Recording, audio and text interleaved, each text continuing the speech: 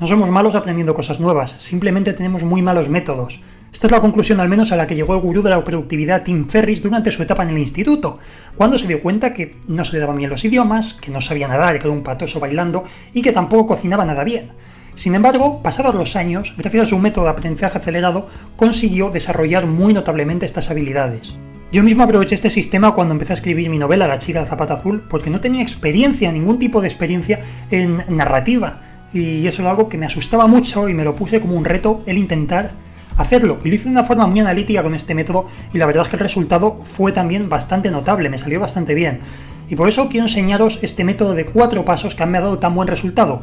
Así que ya sabéis, si quieres cultivar alguna nueva habilidad, tocar la guitarra, aprender a cocinar mejor, escribir, programar software, lo que sea, atento a estos 4 pasos porque estoy convencido de que te van a ayudar mucho. La primera parte del método es la de construcción, o como yo digo, divide y vencerás, es decir, coger una habilidad muy grande y compleja y dividirla en partes más chiquititas y manejables. Aquí, llegados a este punto, lo que tienes que hacer es averiguar por qué otros fallan y dejan esa actividad o por qué la dejarías tú mismo. Por ejemplo, si vas a ir al gimnasio o has ido anteriormente para ponerte fuerte, para hacer musculación o para perder peso, tienes que ver por qué te lo acabaste dejando. Porque no te gustaban los ejercicios y te aburrían, o porque el gimnasio te quedaba cerca y te daba pereza, o porque no había buen ambiente con la gente o con el monitor. Eso lo tienes que analizar y ver cuáles son los problemas.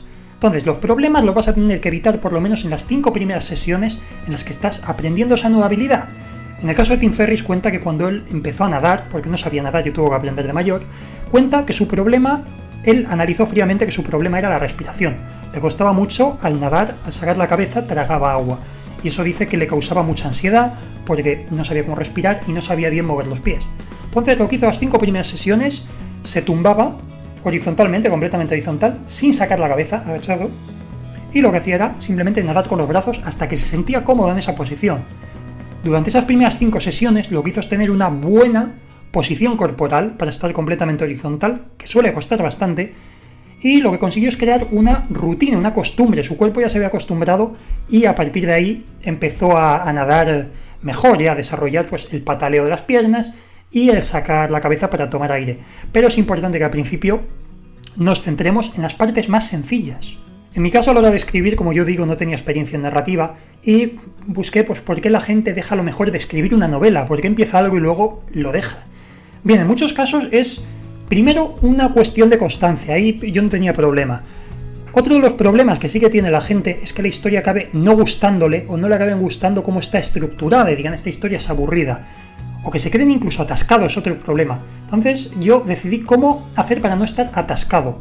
Bien, yo tenía una idea, ya tenía una idea para la novela, pero me faltaban muchos detalles, me faltaba dar la agilidad a los diálogos, y para hacer esto simplemente lo que hice fue coger varios de mis libros favoritos, cogí varios bestsellers, y lo que hice fue ir viendo cómo escribían los diálogos, me fui empapando solo de esos diálogos, y me dediqué a escribir diálogos de escenas que eran importantes, impactantes en la historia.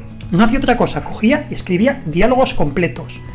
Eso lo empecé a hacer sin más, y yo me había basado, tenía muy fresco el cómo estaban estructurados, cómo hablaba la gente en distintas novelas, y me centré solo en ese apartado concreto. Al final conseguí darle bastante frescura, a la gente le gustó cómo hablaban mis personajes, pero fue precisamente por un análisis muy frío. El segundo apartado, y para mí el más brillante, es el de selección. Y en este nos vamos a ir al principio de Pareto, porque se rige por él. Este principio dice que con un 20% del esfuerzo podemos conseguir un 80% de los resultados. Es decir, dedicándole muy poquito tiempo vamos a conseguir unos resultados enormes haciendo cualquier cosa si sabemos cómo hacerlo. En el caso de aprender a tocar la guitarra, Tim Ferriss lo que hizo fue estudiar las distintas canciones pop, hablar con músicos, y al final se dio cuenta que la mayoría de canciones utilizaban 5 o 6 acordes, no utilizaban más, con saber 5 acordes le valía. Y lo que hizo fue simplemente aprender, repetir esos acordes hasta que le sangrasen los dedos. Con ello sabía que ya podía tocar prácticamente todo. Esto ocurre también con los idiomas. Como ya sabéis, ya lo dije en otro vídeo de cómo aprender idiomas rápidamente, cómo aprender inglés, ya sabéis que en la mayoría de idiomas, para poder mantener una conversación fluida, con aprender las 200 palabras más importantes que más se repiten en un idioma, es suficiente para hablar en un 60 o un 70% de las conversaciones vamos a poder salir airosos de ellas, solo con 200 palabras, que es un número muy manejable. Esto yo también lo aplico a la hora de desarrollar videojuegos, ya sabéis que hago juegos HTML5 para móviles, de hecho ahora mismo esta semana estoy trabajando en uno y veréis, yo soy ingeniero informático, pero también es cierto que no soy un gran experto en videojuegos a nivel de programación.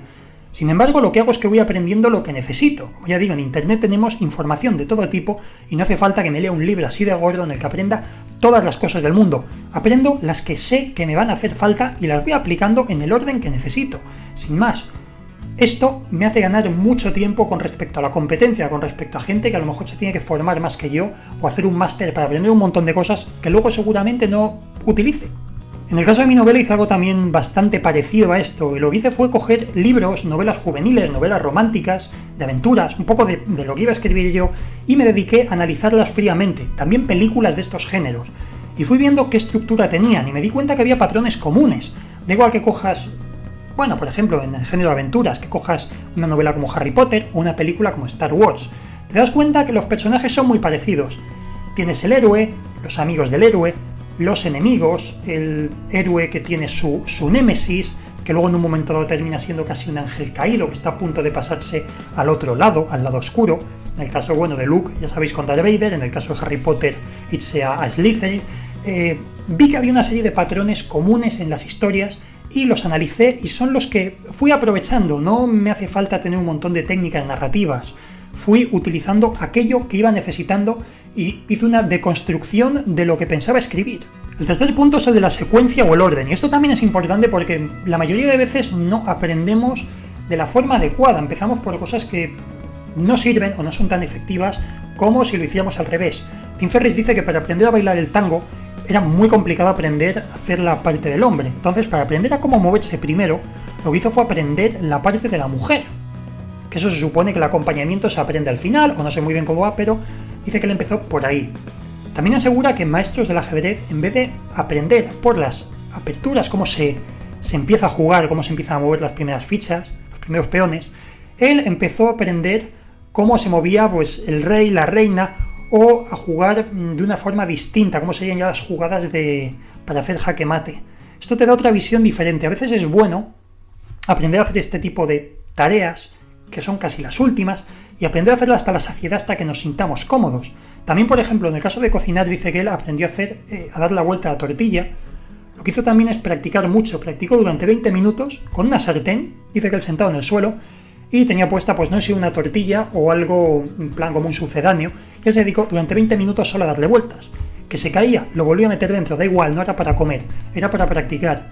También para cortar con un cuchillo. Dice que no cogió un cuchillo que cortase, sino cogió un trozo de plástico con la misma forma y empezó a hacer el mismo movimiento mientras veía Juego de Tronos en el sofá de casa. Al final es importante aprender ciertas disciplinas, es mejor aprenderlas al final, y otras que en principio serían las últimas, aprenderlas al principio porque nos dan una mayor visión y un mejor conocimiento de lo que vamos a hacer. Y el cuarto punto son las consecuencias. Esto tiene que ver mucho con la motivación también. Y es que veréis, si uno no hace bien su trabajo, lo que pasa es que le echan. Entonces tiene que esforzarse para hacerlo bien. Pero si uno no va al gimnasio, ¿qué pasa? No te van a echar de ningún sitio. Tampoco te va a dejar tu pareja. O no deberías, menos, vamos. Necesitamos una motivación extra. Entonces aquí vale, está muy bien, hay gente que tiene una mentalidad muy fuerte y se pone día tras día a hacer algo, pero es bueno poner objetivos. Yo siempre lo he dicho con la gamificación, también en un vídeo lo dije, cómo gamificar nuestro día a día para utilizar dinámicas de juegos para conseguir esa motivación extra. Pero al fin y al cabo la mayor motivación de esta vida es el dinero, seamos sinceros. Entonces una buena forma es hacer que nos duela. Si vamos al gimnasio está bien pagar por adelantado para que nos duela el no ir, o si no es algo que nos vayan a cobrar, si es algo que queremos aprender por nuestra cuenta, pues está bien que le paguemos una cantidad de dinero en depósito a nuestros hermanos, a nuestros padres, a nuestra pareja, a quien sea, a un amigo, y decirle, esto va como fianza, si no practico, si no hago esto, o si en 6 meses no sé hacer tal cosa, el dinero te lo quedas para ti y seguro que ese amigo está encantado de quedárselo. Esto es una medida un poco desesperada, pero funciona realmente bien, creedme, el dinero es algo que nos duele a todos, nos cuesta mucho ganarlo y esto nos va a dar ese punto de motivación extra para llevar la actividad hasta el final. Y eso ha sido todo por este vídeo, chicos. Como siempre espero que os haya gustado y que os sirva para empezar a aprender todas esas cosas que siempre habéis querido hacer. Da igual que sea tocar la guitarra, cocinar, bailar, cantar, lo que sea, pero podéis empezar ya. Siempre lo digo, empezad hoy mismo, no esperéis a mañana, no esperéis a que sea Nochevieja para hacer esos propósitos de año nuevo que luego rara vez se cumplen. Empezad hoy mismo, hoy es el mejor día para empezar a desarrollar esas actividades, esas cosas que siempre habéis soñado con hacer. y aprovechad este método, os lo digo, a mí me está funcionando realmente bien, de verdad le estoy sacando mucho provecho, estoy haciendo muchas cosas que jamás creí que llegaría a hacer. Así que nada, también recordaos que podéis suscribiros al canal haciendo clic en este enlace si queréis ver más vídeos como este. También si queréis probar este método, tenéis alguna duda o queréis contarme cualquier cosa, me dejéis un comentario acá abajo, ya sabéis que siempre los leo y contesto todos. Así que nada más chicos, por mi parte eso es todo, solo desearos un fantástico día, daros un abrazo y recordaos que nos vemos muy pronto en el próximo vídeo. ¡Chao! En este caso tenemos 70 palabras, pero ahora lo que nos interesa es sacar la media de palabras por línea. Entonces vamos a dividir las 70 palabras de esas 5 líneas entre 5. 70 entre 5, 14. La media de palabras por línea será de 14. Ese dato lo vamos a anotar. El siguiente paso será averiguar las líneas por página. Para ello vamos a proceder de la misma forma.